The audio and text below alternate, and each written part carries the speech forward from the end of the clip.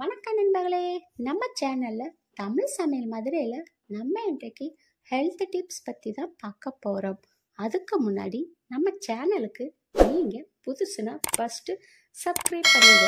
அப்படியே பக்கத்தில் உள்ள பெல் கானையும் மறக்காமல் கிளிக் பண்ணுங்க. அப்போ தான் நான் அப்லோடு பண்ண வீடியோ உடனுக்குடன் உங்களுக்கு வந்து சேரும். நம்ம இன்றைக்கு திணை அரிசி பயன்கள் பற்றி தான் பார்க்க போகிறோம். வாங்க வீடியோக்குள்ளே போகலாம். திணையில் நார்ச்சத்து நிறைந்திருக்கும் ஒரு தானியமாகும்.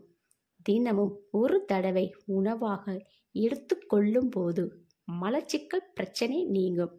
குழந்தைக்கு எளிதில் ஜீரணமாகும். சர்க்கரை நோயை கட்டுக்குள் வைக்க உதவுகிறது.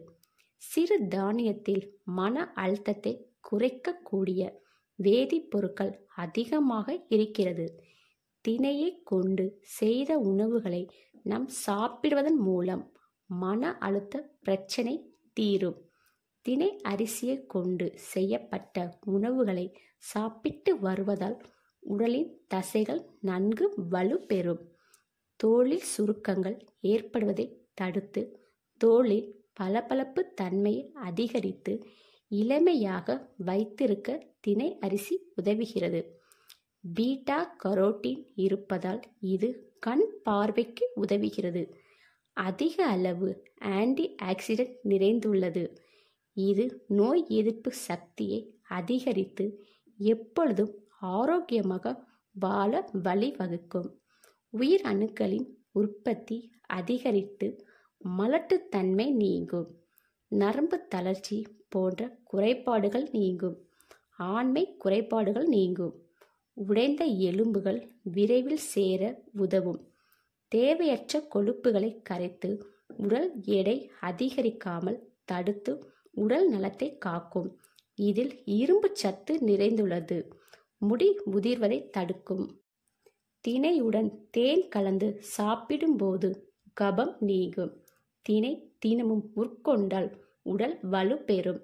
திணையில் கூழ் செய்து பிரசவமான தாய்க்கு கொடுப்பதன் மூலம் தாய்ப்பால் சுரப்பதை அதிகரிக்கும். தினமும் திணை குழந்தைகளுக்கு சமைத்து கொடுத்தால் ஞாபக சக்தி அதிகரிக்கும். திணை விரைவில் செரிமானமாகும் திறனை கொண்டதால் பசியை தூண்டும்.